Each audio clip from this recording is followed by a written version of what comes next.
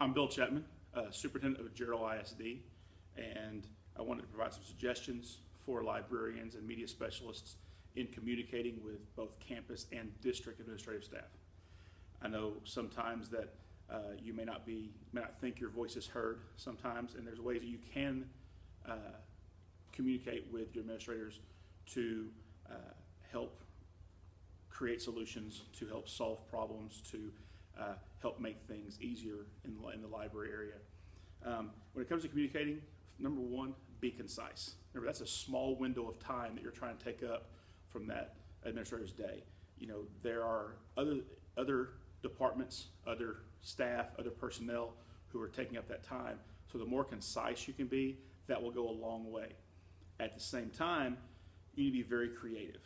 By creative, I mean, when you walk in, don't just walk in with a problem. Walk in with the problem, but have possible solutions. And one of the main things about that solution is you have to understand the different areas that go into that solution. Know your budget. Know how your money comes in. Know what you can spend your money on. Know what your priorities are, so that when you come in with that solution, you can create funding options for that superintendent, whether it be from your local money, from federal money, from IMA monies. Don't just take it from them. Come with solutions of where that money could possibly come from to help create opportunities for you and for the district. When you come in, a written proposal is phenomenal. If you have time to prepare a written proposal, send them that little quick, short, one-page proposal of here's what's going on, here's why we need this, here's what it will do, here's what it will cost, here's where the money can come from.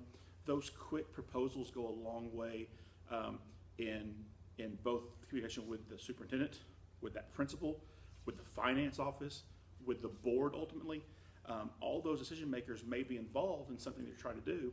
So be complete, be thorough, still be concise. I don't want to read too much, because you'll lose them very quickly. We don't have the greatest attention span sometimes that we should, so the shorter and the cleaner and the quicker the better. That works phenomenally for us.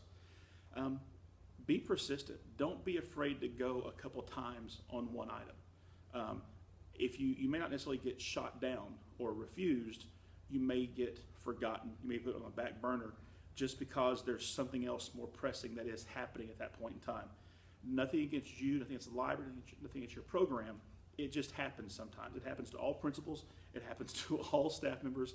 Sometimes that back burner comes into play to where we forget what's going on, but it's still there and it's wanted to be done. So, you know, my big thing is be concise, be creative, come up with proposals, and be persistent. And no matter what you're doing, what you're asking for, focus everything, all those solutions, focus all of those items on getting, moving ahead with student achievement. Focus on students, focus on the learning, focus on achieving. That's the biggest thing.